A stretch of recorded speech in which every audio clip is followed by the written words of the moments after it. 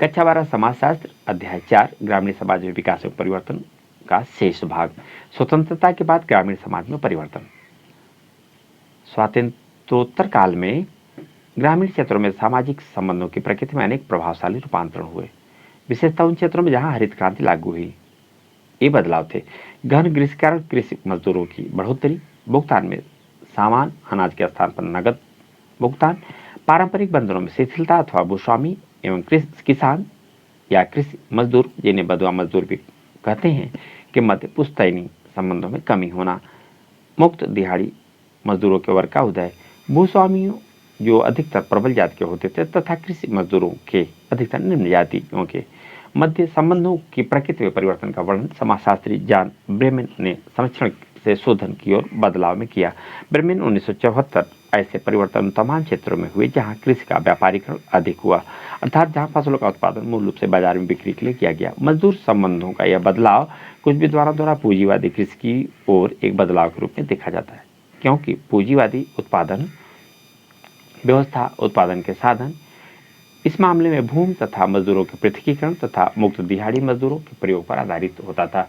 सामान्यतः सच है कि अधिक विकसित क्षेत्रों के किसान अधिक बाजारोन्मुख हो रहे थे। कृषि के अधिक व्यापारीकरण के कारण एक ग्रामीण क्षेत्र भी विस्तृत अर्थ व्यवस्था से जुड़ते जा रहे थे। इस प्रक्रिया से मुद्रा का गांव की तरफ बहाव बढ़ा तथा व्यापार के अवसरों और रोजगार में विस्तार हुआ। लेकिन हमें याद रखना चाहिए, ग्रामीण अर्थव्यवस्था में बदलाव की प्रक्रिया वास्तव में औपनिवेशिक काल में प्रारंभ हुई थी। 19वीं शताब्दी में महाराष्ट्र में भूमियों के बड़े टुकड़े कपास के कृषि के लिए दिए जाते थे तथा कपास खेती करने वाले किसान सीधे विश्व बाजार से जुड़ गए। हालांकि इसकी गति तथा विस्तार में स्वतंत्रता के बाद तेजी से परिवर्तन हुआ, क्योंकि सरकार ने कृषि की आधुनिक पद्धतियों को प्रोत्साहित किया तथा अन्य रणनीतियों द्वारा ग्रामीण अर्थव्यवस्था के आधुनिकीकरण का प्रयास किया। राज्य सरकार ने ग्रामीण अधोसंरचना जैसे सिंचाई सुविधाएं, सड़कें, बिजली तथा कृषि संबंधी ग्रामीण संरचनाओं में निवेश किया। सरकारी समितियों द्वारा उधार की सुविधा भी उपलब्ध करवाई। नियमित रूप से कृषि उत्पादन में वृद्धि के लिए बिना किसी अवरोध के बिजली सप्लाई भी ग्रामीण भारत के लिए आवश्यक है। इसे यंत्रपरक आवश्यकता भी कहा जा सकता है। भारत सरकार की हाल ही में प्रारंभ की गई दीनदयाल ज्योति योजना इस दिशा में महत्वपूर्ण प्रयास है। ग्रामीण विकास के इन प्रयासों का समग्र परिणाम न केवल ग्रामीण अर्थव्यवस्था तथा कृषि में रूपांतरण था, बल्कि कृषक संरचना तथा ग्रामीण समाज में भी रूपांतरण था। यह चित्र देखिए आप, जो परिवर्तन आया खेती के तौर तरीकों में। ये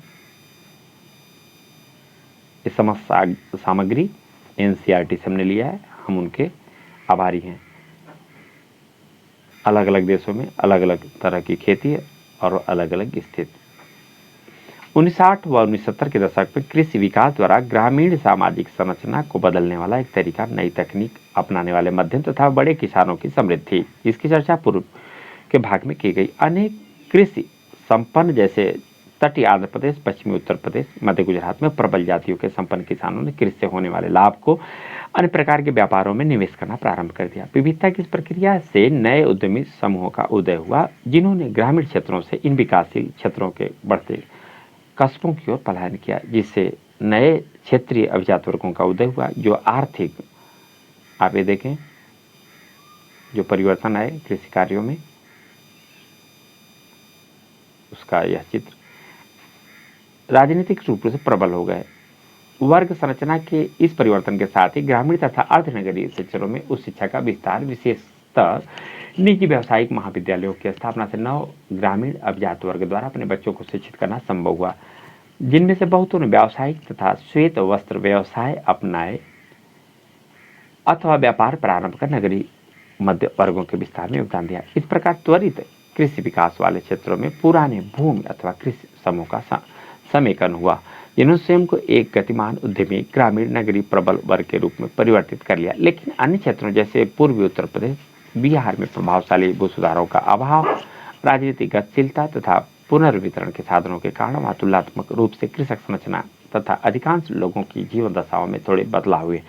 इसके विपरीत केरल जैसे राज्य विकास की एक भिन्न प्रक्रिया से गुजरे, जिसमें राजनीतिक गतिशीलता, पुनर्वितरण के साधन तथा बाह्य अर्थव्यवस्था, मूल रूप से खाड़ी के देश से जुड़ाव ने ग्रामीण परिवेश में भरपूर बदलाव किया। केरल में ग्रामीण क्षेत्र मूल रूप से कृषि प्रधान होने के बजाय मिश्रित अर्थव्यवस्था वाला है, जिसमें कुछ क्षेत्र कार्य खुदरा विक्रय अथवा सेवाओं के एक विस्तृत संजाल के साथ जुड़ा हुआ है, और जहां एक बड़ी संख्या में परिवार विदेश से भेजे जाने वाले धन पर निर्भर है।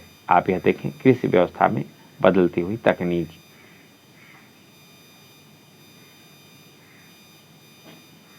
और यह देखें, जो पर इस घर को देखिए, यह सुक्तम केरल के एक गांव चक्कार में है। यह पालघाट कस्बे से, जो कि जिले से 3 किलोमीटर की दूरी पर है, परिवर्तन दर्शाता है।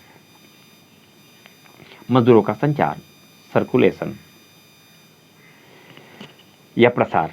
प्रवासी कृषक मजदूरों की बढ़ोतरी ग्रामीण समाज का एक महत्वपूर्ण परिवर्तन है, जो कि कृषि के व्यापारीकरण से जुड़ा है। मजदूरों अथवा पहरेदारों तथा भूस्वामियों के बीच संरचना का पारंपरिक संबंध टूटने से और पंजाब जैसे हरित क्रांति के संपन्न क्षेत्रों में कृषि मजदूरों की मांग बढ़ने से मौसमी पलायन का एक प्रतिमान उभरा, जिसमें हजारों मजदूर अपने गांवों से अधिक संपन्न क्षेत्रों, जहां मजदूरों की अधिक मांग तथा उच्च मजदूरी थी, की तरफ संचार करते हैं।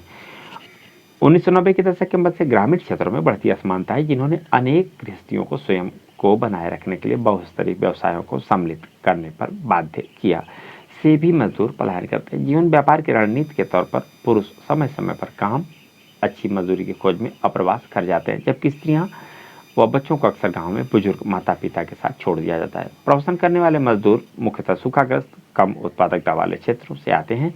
वे वर्ष के कुछ हिस्सों के लिए पंजाब तथा हरियाणा के खेतों में अथवा उत्तर प्रदेश के ईंट के भट्टों में अथवा नई दिल्ली या बंगलोर जैसे शहरों में भवन निर्माण कार्य में काम करने के लिए जाते हैं। प्रवसन करने वाले इन मजदूरों को जॉन ब्रेमेन ने घुमक्कड़ मजदूर, फुटलूज लेबर कहा है, परंतु इसका स्वतंत्रता नहीं है।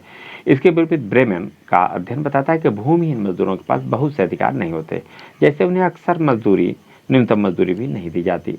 यहाँ यह बात ध्यान देने योग्य है कि धनी किसान अक्सर फसल काटने, इसी प्रकार के अन्य गहन कृषि क्रियाओं के लिए स्थानीय कामकाजी वर्ग के स्थान पर प्रवसन करने वाले मजदूरों को प्राथमिकता देते हैं, क्योंकि प्रवसन करने वाले मजदूरों का आसानी शोषण किया जा सकता है, उन्हें कम मजदूरी भी दी जा सकती है। इस प्राथमिकता के कुछ क्षेत्रों में एक विशिष्ट प्रतिमान पैदा किया है, जहां स्थानीय भूमिहीन मजदूर अपने गांव से कृषि के चरम मौसम में काम की तलाश में प्रवास कर जाते हैं, जबकि दूसरे क्षेत्रों में प्रवसन करने वाले मजदूर स्थानीय खेतों में काम करने के लिए लाए जाते हैं।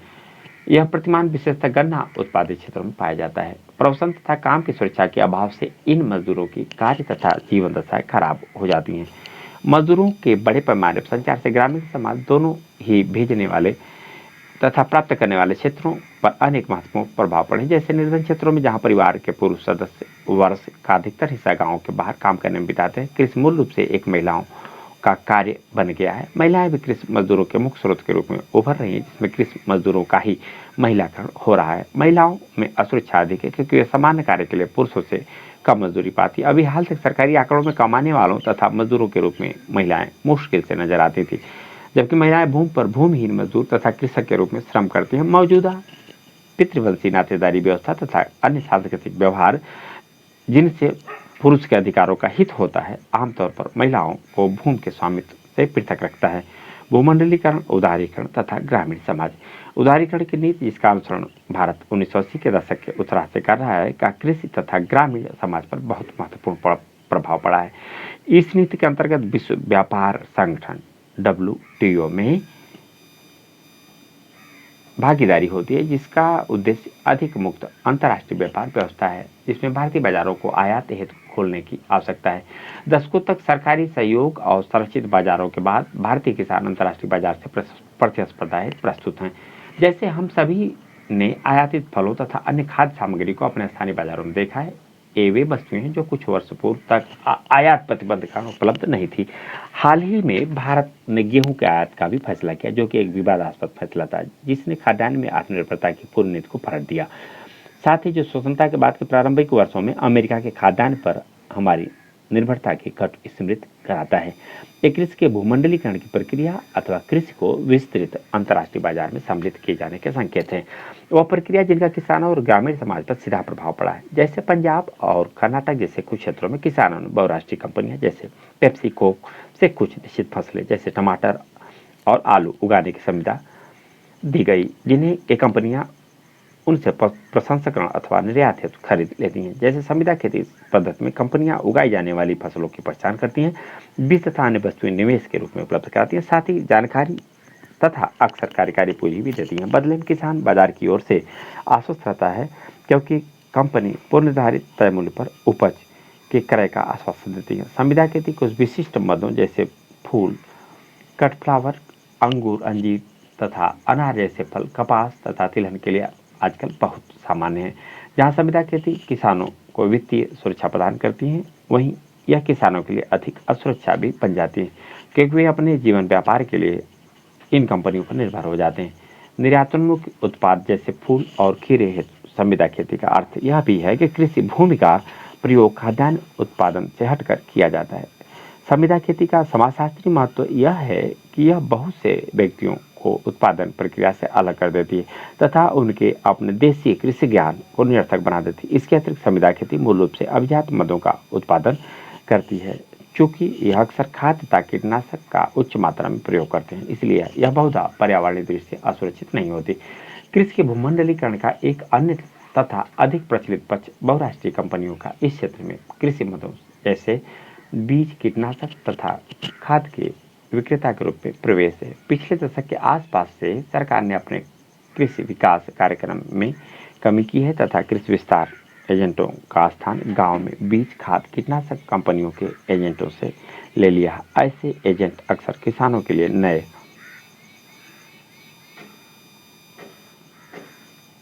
बीजों तथा कृषि कार्य जानकारी का एकमात्र स्रोत है और निसंदेह वे अपने उत्पाद बेचने के इच्छुक होते हैं। इससे किसानों की महंगी खाद और कीटनाशकों पर निर्भरता बढ़ी है, जिससे उनका लाभ कम हुआ है। बहुत से किसान ऋणी हो गए हैं। ग्रामीण क्षेत्रों में पर्यावरण संकट भी पैदा हुआ है। जबकि भारत में किसान सदियों से समय समय पर सूखे, फसल न होने अथवा ऋण के कारण परेशानी का सामना करते रहे, किसानों द्वारा आत्महत्या की प्रघटना नई जान पड़ती है। इस प्रघटना की व्याख्या समाजशास्त्रियों ने कृषि तथा कृषक समाज में होने वाले संरचनात्मक तथा सामाजिक परिवर्तनों के परिप्रेक्ष्य में करने का प्रयास किया है। ये आत्महत्याएं मैट्रिक्स घटनाएं बन गई हैं, अर्थात जहां कारकों की एक श्रृंखला मिलकर एक घटना बनाती है। आत्महत्या करने वाले बहुत से किसान थे जो मूल रूप से हरित क्रांति के तरीकों का प्रयोग करके अपनी उत्पादकता बढ़ाने का प्रयास करते हैं। हालांकि ऐसा उत्पादन करने का अर्थ था कई प्रकार के जोखिम उठाना। कृषि रियायतों में कमी के कारण उत्पादन लागत में तेजी से बढ़ोतरी हुई है, बाजार स्थिर नहीं है। बहुत से किसान अपना उत्पादन बढ़ाने के लिए महंगे मदों में निवेश करने अत्यधिक उधार लेते हैं। खेती का न होना, किसी बीमारी अथवा हानिकारक जीव जंतु, अत्यधिक वर्षा या सूखे कारण कुछ मामलों में उचित आधार अथवा बाजार मूल्य के अभाव कारण किसान कर्ज का बोझ उठाने अथवा अपने परिवारों को चलाने में असमर्थ होते हैं। ग्रामीण क्षेत्रों के परिवर्तित होने वाली संस्कृति जैसे विवाह, दहेज अथवा अन्य नई गतिविधि, शिक्षा व स्वास्थ्य की देखभाल के खर्चों के कारण अधिक आय की आवश्यकता होती है, जिससे अन्य परेशानियों की तीव्रता बढ़ जाती है। हम आगे बढ़े इससे पहले आप देखें आत्महत्याओं की घटनाओं के संदर्भ में किसानों द्वारा आत्महत्या। देश के विभिन्न भागों में 1997-98 से किसानों द्वारा की जा रही आत्महत्या का संबंध कृषि में संरचनात्मक परिवर्तन और आर्थिक एवं कृषि नीतियों में परिवर्तन से होने वाले कृषि समस्या से है। इसमें शामिल है भूस्वामित्व के प्रतिमान में परिवर्तन, फसलों के प्रतिमान में परिवर्तन, विशेषतः नकदी फसल की ओर झुकाव के कारण, उदारीकरण की नीतियां जिन्होंने भारतीय कृषि को भूमंडलीय शक्तियों के समूह कर दिया है, उच्च लागत वाले निवेशों पर अत्यधिक निर्भरता, राज्य की कृषि विस्तार गतिविधियों से बाहर होना, बहुराष्ट्रीय बीज तथा खाद्य कंपनियों द्वारा उनका स्थान लेना, कृषि के लिए राज्य सहयोग में कमी, कृषि कार्यों का वैयक्तिकरण। सरकारी आंकड़ों के अनुसार 2001 तथा 2006 के मध्य आंध्र प्रदेश, कर्नाटक, केरल तथा महाराष्ट्र में 8,900 किसानों ने आत्महत्याएं की। समाचार पत्र ध्यानपूर्वक पढ़ें। दूरदर्शन अथवा रेडियो का समाचार सुनें। विद्यार्थियों के लिए कब कब ग्रामीण क्षेत्रों को सम्मिलित किया जाता है, किस तरह से मुद्दे आमतौर पर बताए जाते हैं। किसानों की आत्महत्याओं का प्रतिमान ग्रामीण क्षेत्रों में अनुभव किए जाने वाले महत्वपूर्ण संकट की ओर संकेत करते हैं। कृषि बहुत से लोगों के लिए अरक्षणीय होती जा रही है। कृषि के लिए राज्य का सहयोग भी बहुत कम मिलता है। इसके अतिरिक्त कृषि के मुद्दे पर अब मुख्य सार्वजनिक मुद्दे नहीं रह गए हैं। गतिशीलता के अभाव के कारण कृषक शक्तिशाली दबाव समूह बनाने में असमर्थ हैं, जो नीति निर्धारण अपने पक्ष में करवा सकें, नीति को प्रभावित कर सके। ऋणग्रस्तता एवं कृषि उत्पादन की प्रक्रिया में आने वाले प्राकृतिक एवं सामाजिक संकट किसानों की आत्महत्या के मुख्य कारक हैं। अनेक आकस्मिक संकट प्रकृति में आए उतार चढ़ाव से उत्पन्न होते हैं। प्रधानमंत्री फसल बीमा योजना एवं ग्राम उदय से भारत उदय अभियान के साथ ही नेशनल अर्बन मिशन, ग्रामीण राष्ट्रीय ग्रामीण नगरीय मिशन वे कार्यक्रम जिन्हें भारत सरकार संचालित करती है। इन कार्यक्रमों ने पूरे देश में किसानों के लिए एकीकृत सहायता के मार्ग खोले। इसके अतिरिक्त अन्य कार्यक्रमों के द्वारा ग्रामीण लोगों के जीवन यापन गुणात्मक सुधार हुआ है। जो ऊपर दिया गया था, अगनपिका में मजदूरों की कठिन कार्यदशा मालिकों के एक वर्ग के रूप में आर्थिक शक्ति तथा प्रबल जाति के सदस्य के रूप में अपरिमित शक्ति के संयुक्त प्रभाव का परिणाम थी। मालिकों की सामाजिक शक्ति का एक महत्वपूर्ण पक्ष राज्य के विभिन्न अंगों का अपने हितों के पक्ष में हस्तक्षेप करवा सकने की क्षमता थी। इस प्रकार प्रबल तथा निम्न वर्ग के मध्य खाई को चौड़ा करने में राजनीतिक कारकों का निर्णात्मक योगदान रहा है। इसको आप पढ़ेंगे। इसके बाद इसका उत्तर, मालिक राज्य की शक्ति को अपने हितों के लिए कैसे प्रयोग कर सके, इस बारे में क्या सोचते हैं। मजदूरों की कार्यदशा कठिन क्यों है। भूमिहीन कृषि ये प्रश्नावली है। आप देखें, भूमिहीन कृषि मजदूरों तथा प्रवसन करने वाले मजदूरों के हितों की रक्षा करने के लिए आपके अनुसार सरकार ने क्या उपाय किए अथवा क्या उपाय किए जाने चाहिए। कृषि मजदूरों की स्थिति तथा सामाजिक आर्थिक उनकी सामाजिक आर्थिक ऊर्ध्वगामी गतिशीलता के अभाव के बीच सीधा संबंध है। इनमें से कुछ के नाम बताइए। वे कौन से कारक है जिन्होंने कुछ समूहों के नवधनाढ़ उद्यमी तथा प्रबल वर्ग के रूप में परिवर्तन को संभव किया है। क्या आप अपने राज्य में इस परिवर्तन के उदाहरण के बारे में सोच सकते हैं। हिंदी तथा क्षेत्रीय भाषाओं की फिल्में अक्सर ग्रामीण परिवेश में होती हैं। भारतीय ग्रामीण पर आधारित किसी फिल्म के बारे में सोचिए। उनके दर्शाए गए कृषक समाज और संस्कृति का वर्णन कीजिए। उनमें दिखाए गए दृश्य कितने वास्तविक हैं। क्या आपने हाल में ग्रामीण क्षेत्र पर आधारित कोई फिल्म देखी है। यदि नहीं तो आप इसकी व्याख्या किस प्रकार करेंगे। यह आप देखें, अपने पड़ोस में किसी निर्माण स्थल, ईंट के भट्टे या किसी अन्य स्थान पर जाएं जहां आपको प्रवासी मजदूरों के मिलने की संभावना हो। पता लगाए कि मजदूर कहां से आए हैं, उनके गांव से उनकी भर्ती किस प्रकार की गई, उनका मुकादम कौन है। अगर ग्रामीण क्षेत्र हैं तो गांव में उनके जीवन के बारे में पता लगाइए। उन्हें काम ढूंढने के लिए प्रवसन घर के बाहर क्यों आना पड़ा। अपने स्थानीय फल विक्रेता के पास जाइए, उससे पूछिए कि वे फल जो वह बेचता है कहाँ से आते हैं, उसका मूल्य क्या है। पता लगाइए कि भारत के बाहर से फलों के आयात जैसे कि ऑस्ट्रेलिया से सेब के साथ के बाद स्थानीय उत्पाद के मूल्यों का क्या हुआ। क्या कोई ऐसा आयातित फल है जो भारतीय फलों से सस्ता है। भारतीय ग्रामीण भारत में पर्यावरण स्थिति के विषय में जानकारी एकत्र कर रिपोर्ट लिखें। उदाहरण के लिए विषय कीटनाशक, घटता जल स्तर, तटीय क्षेत्रों में भींगे खेती का प्रभाव, भूमि का लवणीकरण तथा नहर सिंचित क्षेत्रों में पानी का जमाव, जैविक विविधता का ह्रास। इन तथ्यों पर विद्यार्थी आपस में चर्चा करेंगे। ये जो स्रोत हैं विभिन्न, या इन संदर्भ में और विस्तार से आप अध्ययन करने के इच्छुक होंगे तो ये संदर्भ ग्रंथ दिए जा रहे हैं। इन सब के हम आभारी हैं और एनसीईआरटी के विशेष आभारी, जहाँ से हमने इन तथ्यों को लिया है। आप विस्तार से अध्ययन कर सकते हैं। इन आप ग्रंथों को देख लें जो जहाँ से तथ्य लिए गए, और आप इन ग्रंथों को पढ़ करके सीधे इसमें और भी विस्तार दे सकते हैं।